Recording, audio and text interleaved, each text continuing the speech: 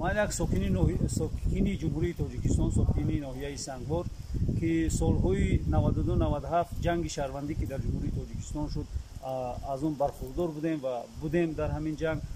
عاقبت‌های جنگ ناخوشی‌های زیادی را می‌آورد.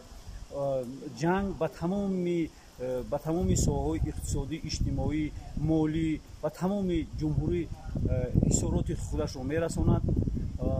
از همین لحاظ از تمام مردم بدخشان التماس خواهش می‌نمایم که با چنین اغواگری‌ها و تمام گروه‌هایی که با آنها دخالت می‌کنند با آنها باوری نکنند، وطن خود را با مانند گهوارک چشم نگاه دارند و تنجی و امانی را آسوده بمانند. چونکه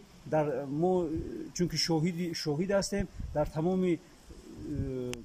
تمام جهان، در مملکت همسایه ما مثل افغانستان، اوکراین و دیگر دولت ها جنگ ها رفته‌اند. از همین ما باید به خلاصه اویم که جنگ یک حشرات های بدبختی می‌آورد. بنابر از تمام مردم بدخشان التماس خواهش می‌نمایم که منطقه خود را، یعنی ولایت خود را، جمهوری خود را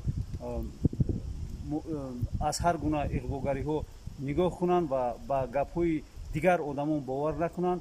و چونکه وطن ما همچون وطن بیشتاسا است، یک نفس تازه و یک بردنان از همه بهترین چیز است.